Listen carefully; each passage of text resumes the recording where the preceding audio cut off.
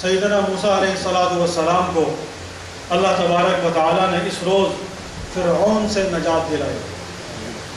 واقعہ معروف ہے کہ حضرت موسیٰ علیہ السلام بنی اسرائیل کے 12 قبائل کو ساتھ لے کر بحر احمر کی طرف نکل پڑے۔ سامنے سمندر تھا، پیچھے فرعون کی فوجیں تھیں، درمیان میں پھنس گئے اور رب سے دعا کی کہ نجات کا کوئی راستہ۔ اللہ تبارک و تعالیٰ نے حکم فرمایا تو سمندر میں اپنے عصا مارا اور 12 راستے بن گئے۔ 12 قبیلے تھے، ہر قبیلے نے اس میں سے اپنا راستہ چنا اور وہاں سے گزرنا شروع کر دیا۔ فرعون کا لشکر درمیان میں پہنچا تو تمام تر جو رکاوٹیں تھیں وہ ختم ہو گئی۔ اللہ کے حکم سے جو پانی پہاڑوں جیسی بلندی کے مقام پر کھڑا ہوا تھا ایسے آپس میں مل گیا اور سب کچھ درخاب ہو گیا اور فنا ہو گیا۔ اور اس کے بعد وادی سینا میں بنی اسرائیل نے جا کر پناہ لی، اس کو ٹھکانہ بنایا۔ تو اللہ کے نبی صلی اللہ علیہ وسلم نے ارشاد فرمایا کہ موسیٰ علیہ السلام کی اطاعت اور فرما برداری تو اب ہم کر رہے ہیں۔ وہ جس توحید کا پیغام لے کر آئے تھے اس توحید کو ہم ماننے والے ہیں۔ قرآن کریم نے واضح ارشاد فرمایا وقالت الیہود عزیر ابن اللہ، یہودیوں نے تو شرک شروع کر دیا تھا، حضرت موسیٰ کی تعلیمات کی خلاف ورزی شروع کر دی۔ اب اس وقت ان کی تعلیمات میں جو توحید تھا، جو تمام انبیاء کرام کی تعلیمات میں مشترکہ ایک عقیدہ ہے اور اساس ہے، اس کو ماننے والے صرف اور صرف اس وقت محمد کریم صلی اللہ علیہ وسلم کے متبعین بھی تھے۔ آپ نے فرمایا کہ یہ روزہ تو ہمیں رکھنا چاہیے، اور ابتدا میں مسلمانوں پر یہ روزہ فرض ہو گیا، ابھی رمضان المبارک کے روزے فرض نہیں ہوئے تھے، اور جب رمضان المبارک کے روزے فرض ہو گئے تو یہ نفل کی حیثیت میں آ گیا، استحباب میں آ گیا۔ کوئی رکھ لے بہت ثواب، جیسے حدیث پاک میں آتا ہے، آپ علیہ السلام نے ارشاد فرمایا صوموا یوم عاشوراء خالف الیہود، صوموا قبلہ یوما وبعدہ یوما۔ اور ایک اور حدیث میں ارشاد فرمایا جس کا مفہوم ہے کہ میں اللہ تبارک و تعالیٰ سے امید کرتا ہوں کہ اگر عاشورہ کا روزہ رکھا جائے تو اللہ تبارک و تعالیٰ اس کے نتیجے میں پچھلے 1 سال کے گناہوں کو معاف فرما دیں۔ ابتدا میں صحابہ اکرام رسول اللہ صلی اللہ علیہ وسلم صرف عاشورہ کا روزہ رکھتے رہے، لیکن بعد میں آپ نے ارشاد فرمایا کہ خالف الیہود، یہود کی مخالفت کرو۔ یہاں پہ تھوڑی سی بات سمجھنے کی ہے کہ اللہ کے نبی صلی اللہ علیہ وسلم کو عبادات کے اندر بھی کوئی گناہ کا کام نہیں تھا، عبادات کے اندر بھی تشبہ بالکفار قبول نہیں تھا۔ روزہ کوئی گناہ نہیں ہے، کوئی بدعت نہیں تھی، اللہ اور اللہ کے رسول کا حکم تھا کہ 10ویں تاریخ کا روزہ رکھنا ہے اور فرض کی حیثیت میں تھا اس وقت۔ لیکن چونکہ یہودی رکھا کرتے تھے اور وہ مشرک تھے، اگرچہ اہل کتاب تھے لیکن شرک تو کرتے تھے، تو حکم ہوا کہ ان کی مخالفت کرو یہودیوں کی، اور یا اس سے پہلے 1 دن روزہ رکھو یا اس کے بعد 1 دن کو شامل کرو۔ اللہ کے حبیب صلی اللہ علیہ وسلم کو تو موقع نہ ملا، زندگی نے ساتھ نہ دیا۔ آئندہ سال صحابہ کرام نے آپ علیہ السلام کی ارشاد گرامی کے مطابق 9 یا 11 تاریخ کے روزے کو 10ویں کے ساتھ شامل کر دیا۔ پہلا حکم جو اس مہینے میں کام کرنے کا ہے وہ روزے رکھنے ہیں۔ دوسرا حکم جس روایت سے ثابت ہے، محدثین کرام نے اگرچہ اس روایت کی سند کو کمزور قرار دیا ہے، لیکن علماء کرام نے لکھا ہے کہ اگر کوئی شخص اس پر عمل کر لے تو اللہ تبارک و تعالیٰ کی بارگاہ سے امید ہے کہ آپ علیہ السلام کا فرمان گرامی چونکہ آپ سے منسوب ہے اور سنداً کچھ کمزور ہے، تو اللہ تبارک و تعالیٰ اس کی برکات عطا فرمائیں گے۔ وہ یہ ہے کہ اپنے دسترخوان کو وسیع کیا جائے، اپنے اوپر اور اپنے اہل و عیال کے اوپر۔ لیکن اللہ کے حبیب صلی اللہ علیہ وسلم کا یہ حکم شہادت حسین سے متعلق نہیں ہے، واقعہ کربلا سے اس کا تعلق نہیں ہے، بلکہ یہ اس سے 60 برس پہلے کا حکم ہے۔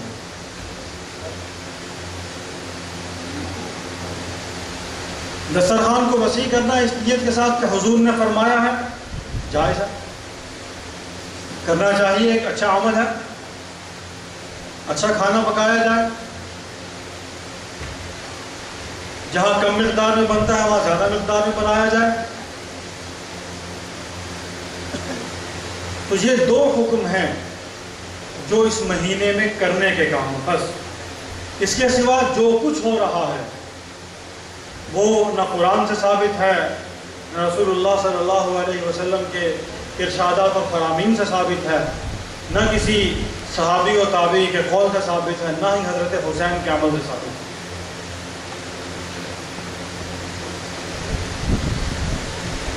محرم اور سفر کے مہینے کو منحوس سمجھا جاتا ہے، اور اس میں شادی بیاہ اور خوشی کی تقریبات کو غلط تصور کیا جاتا ہے۔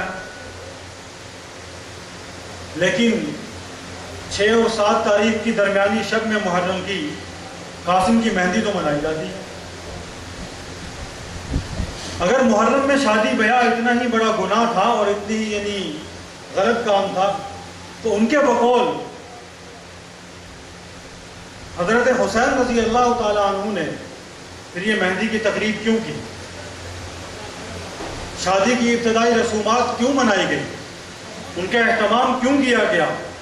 حالانکہ وہ تو سفر جہاد میں نکلے ہوئے تھے، وہ تو دین کو بچانے کے لیے گئے ہوئے تھے، وہ تو اسلام کے تحفظ کا عالم لیے برسر پیکار تھے۔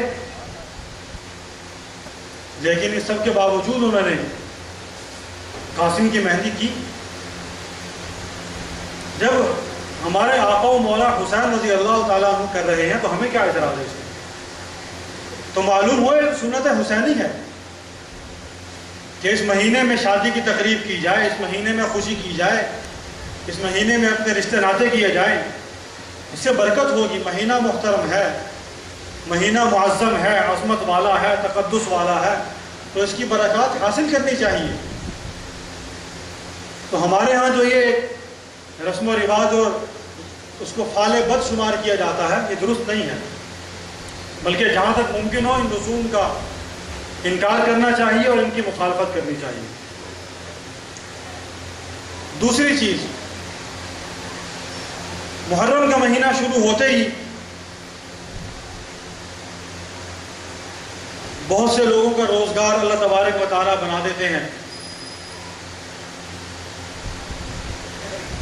کوئی قبروں کی لپائی کر رہا ہے، کوئی کھجوریں کاٹ کاٹ کے بیچ رہا ہے، عجیب و غریب۔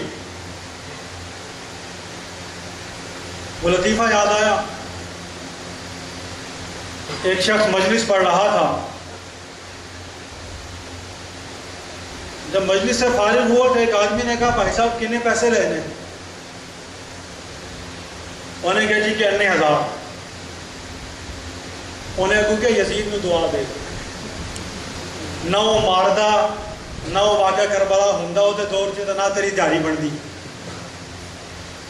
انہوں دعا دے جہدے کرم نال، جہدے اس کام کرن نال، جہدے اتنے سارا ملبہ پہن نال تیری روزی لگی ہوئی۔ تو یکم محرم شروع ہوتے ہی بہت سارے لوگوں کی روزی جو ہے وہ شروع ہو جاتی ہے۔ اللہ تبارک و تعالیٰ رزق وسیع فرما دیتے ہیں، حلال ہو یا حرام ہو، جیسے آندھیوں کو آمن لگے۔ قبروں پر جانے کے رواج ہے اور اسے محرم کا لازمی جز قرار دیتے ہیں کہ محرم میں ہر صورت قبرستان جانا ہے، زن و مرد نے جانا ہے، بے پردہ ہو با پردہ ہو، مردوں کے ساتھ اختلاط ہو، غیر محرم ہو، محرم ہو، بس پہنچنے آنا۔ قبروں کی لپائی شروع ہو جاتی ہے، ان کی مرمت شروع ہو جاتی ہے، ان کو پانی لگایا جاتا ہے، ان کو سیراب کیا جاتا ہے، وہاں پر ٹہنیاں رکھی جاتی ہیں اور دلیل میں ایک حدیث لا کے پیش کر دی جاتی ہے۔ حضور پاک نے کیا تھا ایسے. اللہ کے حبیب صلی اللہ علیہ وسلم ایک باغ سے گزر رہے تھے اور آپ علیہ الصلوۃ والسلام نے وہاں سے گزرتے ہوئے دو لوگوں کی آواز سنی. آپ وہاں رکے. آپ علیہ الصلوۃ والسلام سے پوچھا کہ آواز کس کی ہے؟ آپ علیہ الصلوۃ والسلام نے ارشاد فرمایا کہ دو صاحب قبر ہیں جن کو ان کی قبر میں عذاب ہو رہا ہے، اور یہ عذاب انہیں کوئی بہت بڑے گناہ کی وجہ سے نہیں ہو رہا. علماء نے لکھا اس کا مطلب یہ نہیں کہ وہ گناہ بڑے نہیں تھے، اس کا مطلب یہ کہ اس کو بڑا گناہ سمجھا نہیں ان لوگوں نے. یعنی اگر وہ سمجھتے اور اس سے بچنا چاہتے تو بچ سکتے تھے. ایک صاحب قبر کو عذاب ہو رہا تھا کہ وہ پیشاب کے چھینٹوں سے بچتے نہیں تھے، اور ایک صاحب قبر کو عذاب ہو رہا تھا کہ وہ چغل خوری کیا کرتے تھے. علماء محدثین نے اس حدیث کی تفصیل میں کچھ باتیں اور بھی لکھی ہیں، اس لیے کہ بغض صحابہ کی بیماری میں جو لوگ مبتلا ہیں اور ان کو کہیں سے بھی اس کی شفا نہیں ملتی، اس کا جواب علماء نے لکھا ہے کہ یہ رسول اللہ صلی اللہ علیہ وسلم کے امتی اور آپ کے صحابہ نہیں تھے، بلکہ یہ سابقہ انبیاء کرام علیہ الصلوات و تسلیمات میں سے کسی نبی کے پیروکار تھے جن کی قبروں میں ان کے ساتھ ایسا معاملہ کیا جا رہا تھا. اور اللہ کے حبیب صلی اللہ علیہ وسلم جو ہیں وہ وہاں رکے اور آپ نے ایک کھجور کی ٹہنی کو توڑا، اس کو دو حصوں میں کاٹا اور ایک ایک حصہ وہاں رکھ دیا. حضرات صحابہ کرام نے سوال کیا، رسول اللہ آپ نے یہ عمل ایسے کیوں فرمایا؟ آپ نے فرمایا کہ اللہ تبارک و تعالیٰ سے امید ہے کہ وہ ان پر عذاب کو ٹال دیں گے اور جب تک یہ ٹہنیاں یہاں موجود ہیں. میری اور آپ کی دعا نہیں تھی، میرا اور آپ کا عمل نہیں تھا. حضور صلی اللہ علیہ وسلم کا عمل تھا اور وحی کے ذریعے ہوا تھا. آپ کا کوئی عمل رب کی مرضی کے بغیر ہوتا نہیں ہے. تو یہ ٹہنیاں نہ خشک ہونی تھی نہ ہوئی ہوں گی، اور نہ ان پر دوبارہ عذاب ہونا تھا نہ ہوا ہوگا. اس لیے کہ نبی کی دعا تھی، وہ ہو گئی، اس کے بعد عذاب ختم ہو گیا. وہ عمل ایک مرتبہ ہوا اور خاص لوگوں پر، خاص موقع پر، خاص وجہ سے ہوا. اس کے بعد نہ حضور صلی اللہ علیہ وسلم نے ایسا کوئی عمل کیا، نہ صحابہ کرام نے کیا، نہ امت کے کسی اور آدمی نے کیا. لیکن ہمارے ہاں اس کو اتنا رواج مل گیا ہے کہ ہمارے اچھے خاصے پڑھے لکھے لوگ بھی، دیندار لوگ بھی، سارے مسائل کو جانتے بوجھتے ہوئے بھی ان بدعات کا شکار ہیں اور ان کو ایک ضروری امر قرار دیتے ہیں کہ اس مہینے کے اندر اگر یہ نہ کیا تو محرم کے جو سارے تقاضے ہیں وہ پورے نہیں ہوں گے اور اس میں کیے جانے والے جتنے ضروری کام ان میں سے ایک کام رہ جائے گا.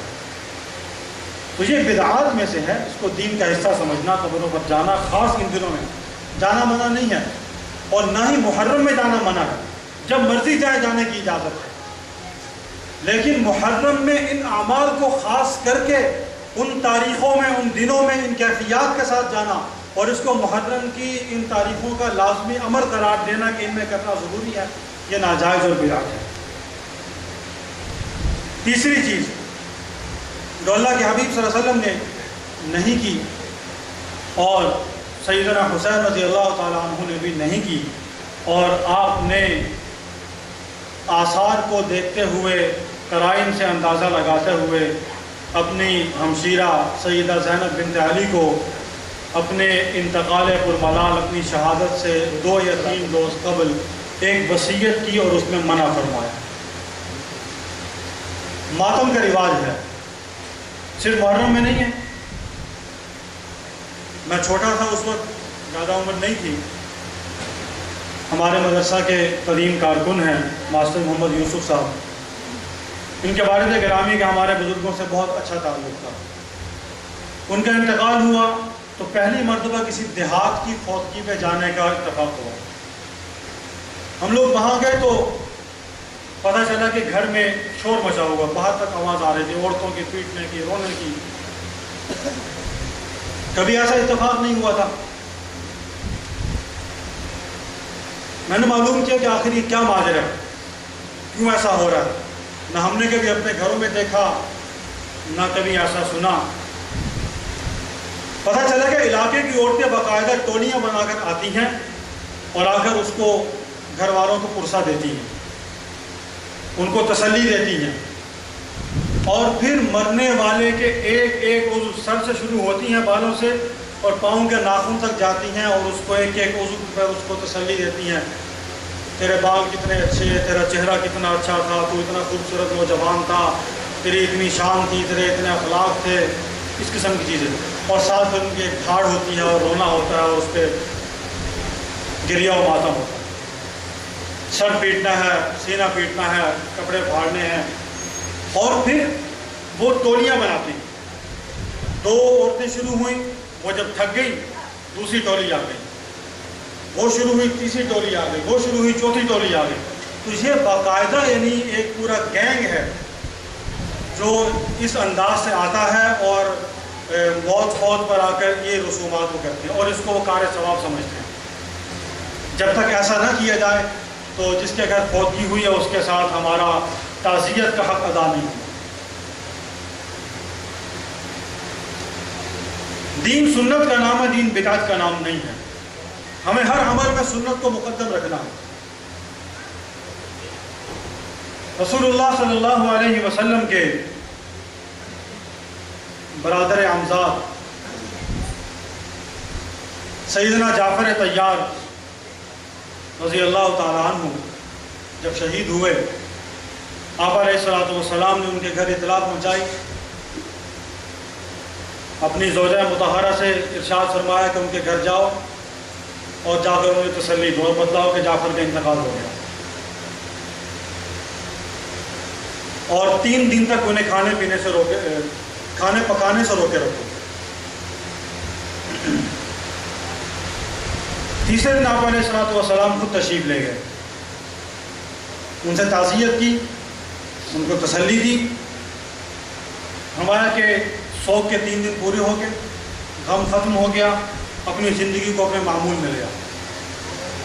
اس کے بعد نہ تیجا ہوا، نہ 7واں ہوا، نہ 7 جمعراتیں ہوئیں، نہ 40واں ہوا، نہ سالانہ ختم ہوا، کچھ بھی نہیں ہوا۔ اس کے بعد آپ علیہ الصلوۃ والسلام بھی حیات رہے، حضرت جعفر طیار کے فرزندان گرامی بھی حیات رہے، ان کے برادران بھی حیات رہے، کسی نے دوبارہ کوئی ایسا عمل نہیں کیا۔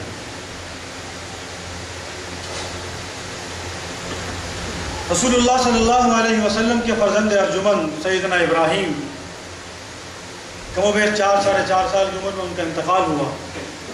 آپ علیہ الصلوۃ والسلام کو بہت محبت تھی، نرینہ اولاد میں سے ایک ہی باقی رہے تو اتنا لمبا عرصہ زندہ رہے۔ ان کا انتقال ہوا، آپ علیہ الصلوۃ والسلام کے آنسو نکل آئے۔ صحابہ کرام نے عرض کیا رسول اللہ آپ بھی روتے ہیں؟ یہ غم کے آنسو ہیں، یہ محبت کے آنسو ہیں۔ چیخو پکار کرنا، سر پیٹنا، گربان چاک کرنا، زور زور سے آوازیں نکالنا، یہ ناجائز ہے۔ اتنا غم تو مجھے ہے باپ ہو۔ تو دین کا جو عمل جتنا سنت کے مطابق ہے اس کو اتنا کرنا ہی دین ہے۔ اس کے بعد جو کچھ اس میں اضافہ کرتے چلے جائیں گے، جو کچھ شامل کرتے چلے جائیں گے، وہ دین نہیں ہے۔ سیدنا حسین رضی اللہ تعالیٰ عنہ نے حضرت زینب کو وصیت کی، اپنی وفات سے 2 یا 3 روز قبل، کامل ابن اسیر کی روایت ہے، ارشاد فرمایا کہ مجھ پر نہ گریبان چاک کرنا، نہ ماتم کرنا، نہ کپڑے پھاڑنا، اگر میری شہادت کا وقت آ جائے جو آثار و قرائن مجھے نظر آ رہے ہیں، ایسا کوئی عمل نہیں کرنا۔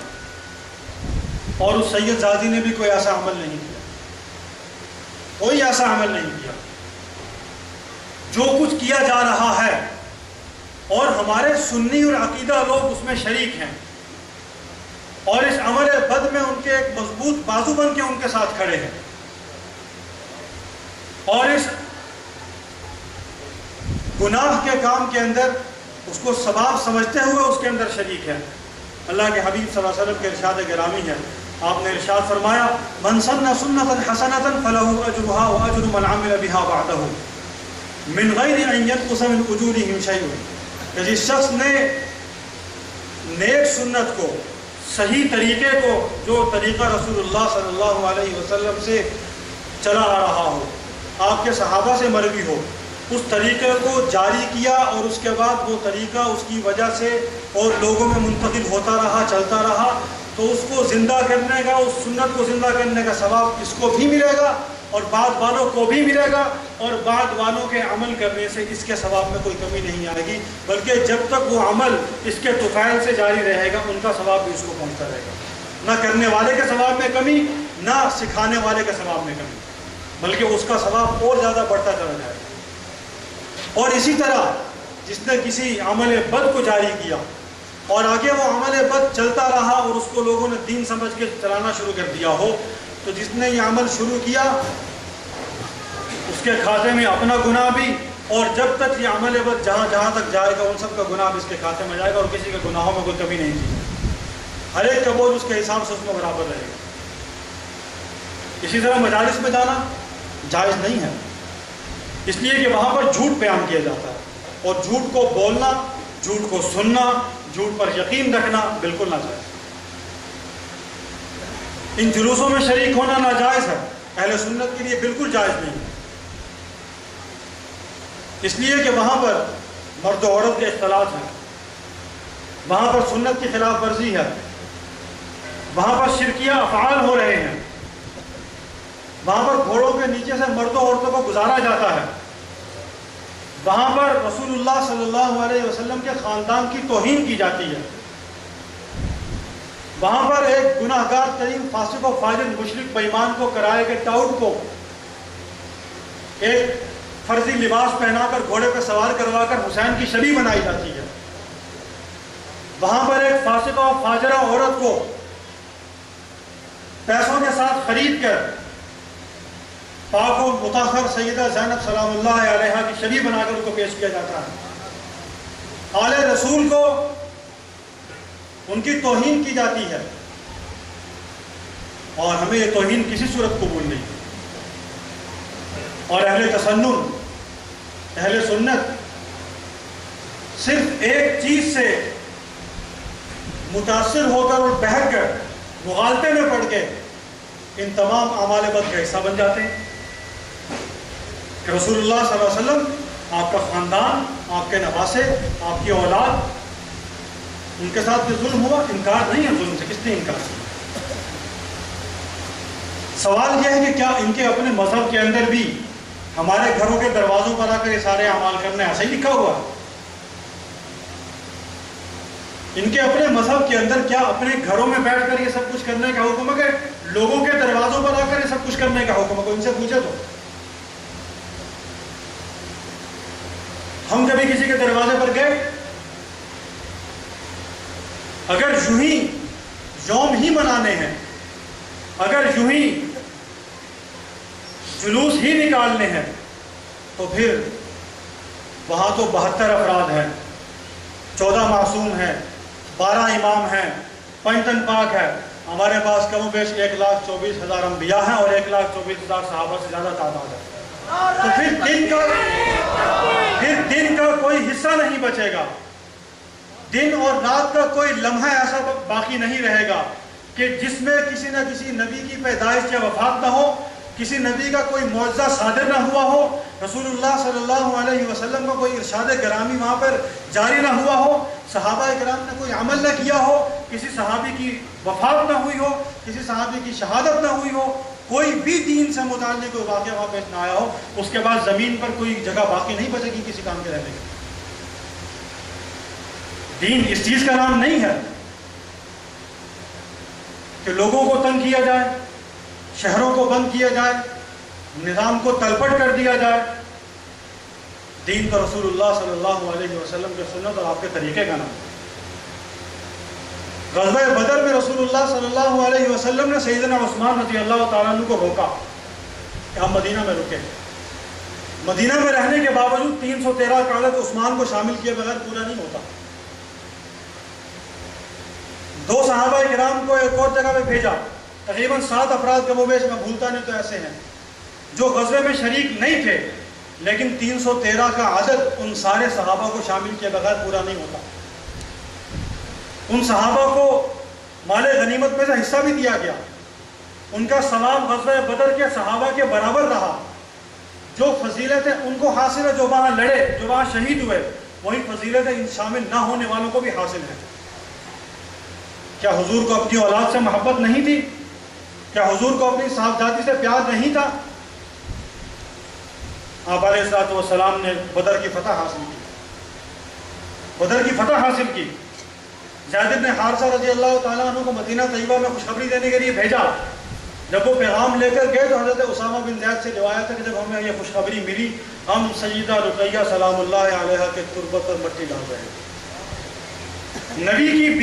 نبی کی دختر نیک اختر کا انتقال ہو گیا۔ ایک طرف خوشی ہے کہ مسلمان فتح ہوئے، مسلمانوں کو فتح حاصل ہوئی، ایک طرف اتنا بڑا صدمہ اور دکھ ہے کہ بیٹی کا انتقال ہو گیا۔ نبی صلی اللہ علیہ وسلم نے آ کر کیا کردار دکھایا؟ آپ کا اسوہ کیا تھا؟ آپ کا رد عمل کیا تھا اس کے اوپر؟ پورے مدینہ میں کہاں بین ہوا، کہاں شور و غل ہوا، کہاں ماتم ہوئے؟ سیدنا خبیب بن عدی رضی اللہ تعالیٰ عنہ، مکہ مکرمہ میں ان کا انتقال ہوتا ہے۔ کبھی داستان پڑھو سمجھ آ جائے۔ اللہ کے حبیب صلی اللہ علیہ وسلم نے چند افراد صحابہ کرام میں 10 افراد کو چنا اور ان کو قریش مکہ کی مخبری کے لیے بھیجا۔ ان کو بھی مخبری ہوگی کچھ لوگ ہماری طرف آ رہے ہیں۔ انہوں نے کئی سو افراد پر مشتمل جتھا تیار کیا اور ان کی تلاش میں بھیج دیا کہ ان کو پکڑ کے لاؤ۔ صحابہ کرام سے ان کا مقابلہ ہوا، مٹبھیر ہوئی۔ 7 صحابہ کرام موقع پہ شہید ہو گئے، ایک کچھ دیر بعد شہید ہو گئے، 2 پکڑے گئے۔ حضرت خبیب بن عدی ان میں شامل تھے، ان کو غلام بنا کر بیچ دیا گیا۔ اس کے بعد مکہ مکرمہ میں اعلان ہوا کہ آؤ خبیب کو آج اس کا امتحان لیتے ہیں۔ میلہ سجایا گیا، خبیب سے کہا گیا کہ ہمارے خداؤں کو مان لو، محمد کا انکار کر دو، ان کے دین سے منحرف ہو جاؤ، اللہ کی توحید کو چھوڑ دو، اس کا انکار کر دو۔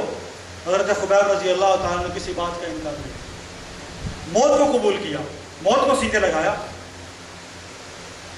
آپ کو اس طرح لٹکایا گیا جس طرح ایک نیزے کو زمین میں گھونپ دیا، بالکل سیدھا کھڑا ہوتا، ہاتھ باندھ دیے گئے، صلیب پر لٹکا دیا گیا، سولی دے دیا گیا انہیں، اور اس کے بعد ایک ایک عضو کو اذیت پہنچا کے انہیں مارا گیا۔ انہوں نے اس سارے موت کے منظر سے پہلے کہا مجھے 2 رکعت تو پڑھنے دو۔ 2 رکعت پڑھی۔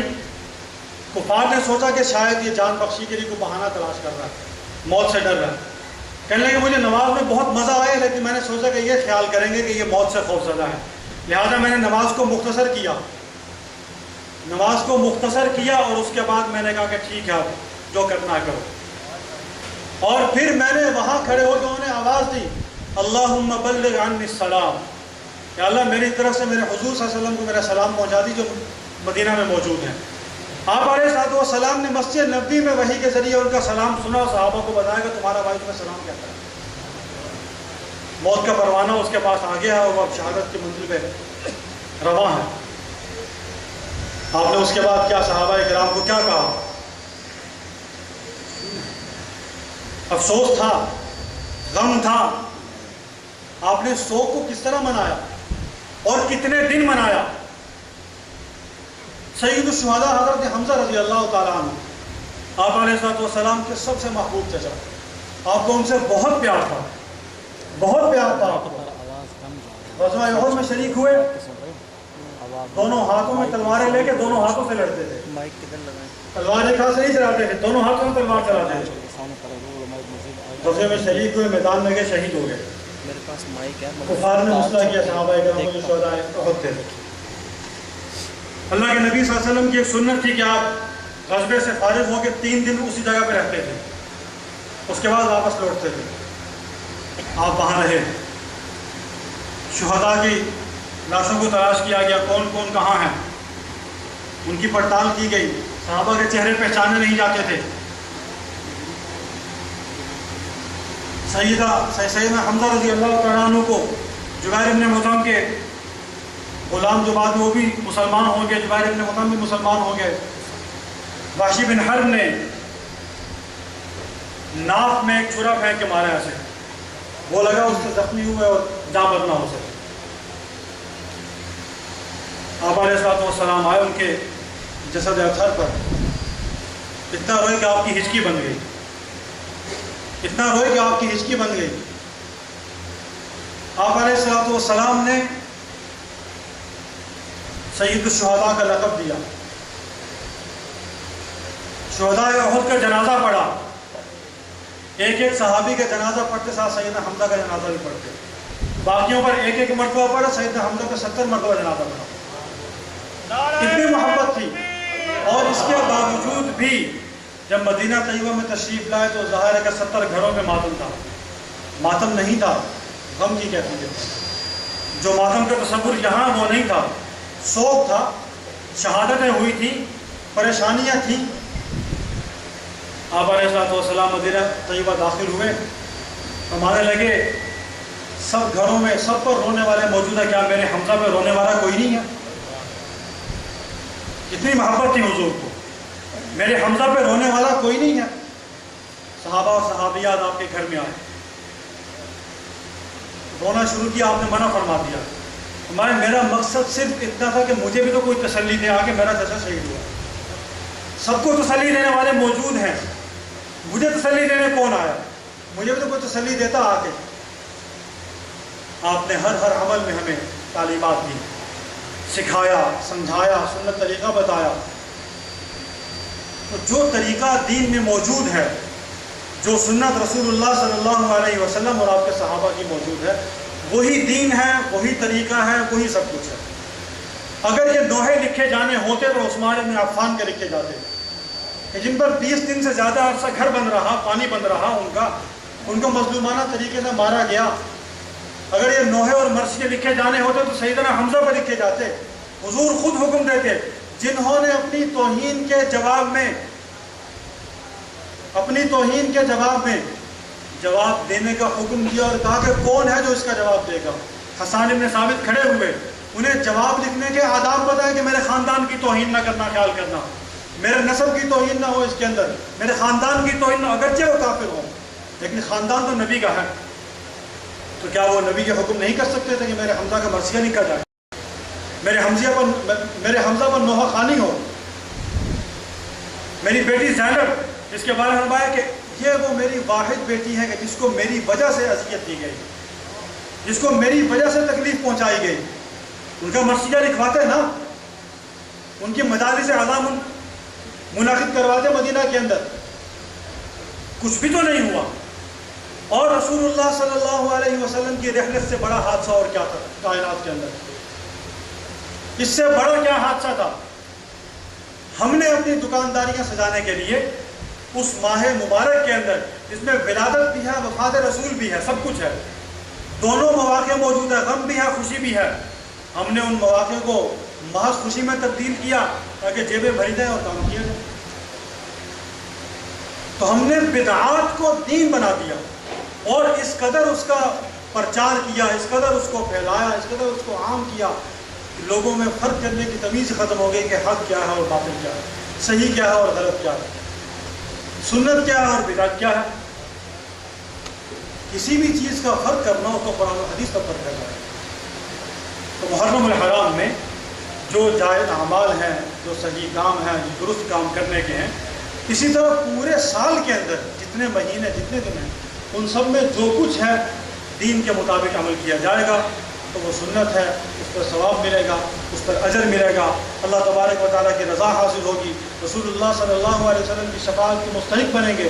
اور اگر اس کی خلاف کریں گے تو پھر نہ رب کی رضا حاصل ہوگی، نہ حضور کی شفاعت نصیب ہوگی، اور نہ آخرت کی منزل آسان ہوگی۔ آخرت کی منزل بہت مشکل ہے، یہ دنیا دارالامتحان ہے، یہ تیاری کا گھر ہے، یہاں پہ تو تیاری کرنی ہے، وہاں جا کر جواب دینا ہے۔ اللہ تعالیٰ اور بدعت کا فرق سمجھنے کی اور دین پر صحیح طرح سے عمل کرنے کی توفیق عطا فرمائے۔ وآخر دعوانا الحمدللہ رب العالمین۔